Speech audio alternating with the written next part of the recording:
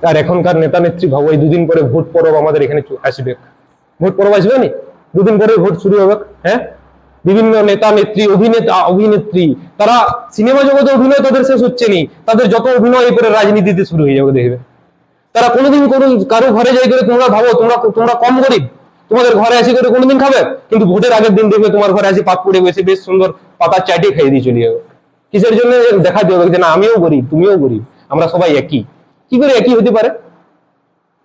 তোমরা মানে আমি সিরিয়াসলি বিশ্বাস করতে পারবেনি যে যে লোকটার ঘরে যার বাবা মা না খাতি পেয়ে মারা যাচ্ছে, তার কাছে টাকা আছে তবু সে টাকা দিচ্ছে নি। আর আমাদের এখন বাংলার যদি পরিবেশ দেখো, সেই বাংলার পরিবেশে কি হচ্ছে যে 70 বছর 80 বছর বয়সী 70-80 বছর বয়সী তাদের যে রাজনেতা গুলো রয়েছে তাদের গার্লফ্রেন্ড রয়েছে 20 বছরের। কি বলছে বুঝতে পারছো? 20 বছরের।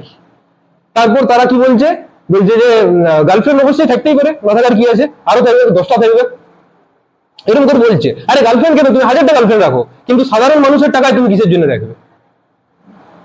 আমি কার কথা বলছি আমি এখানে বিশাল মানে ডিসকাস করছি নি, কিন্তু আমার কথা হচ্ছে যে তোমরা এখন অনেক ছোট আছো, তোমরা কিন্তু জিনিসগুলো বুঝতে পারবে।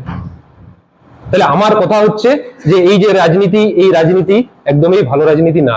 তাহলে এইখানে আমরা যে সবচেয়ে ভালো রাজনেতার যদি আমরা উদাহরণ পাই, তাহলে তাদের নাম হচ্ছে ভগৎ সিং, তাদের নাম হচ্ছে চন্দ্রশেখর আজাদ। আজকে সেই চন্দ্রশেখর আজাদ আজকের দিনে মৃত্যুবরণ করেছে।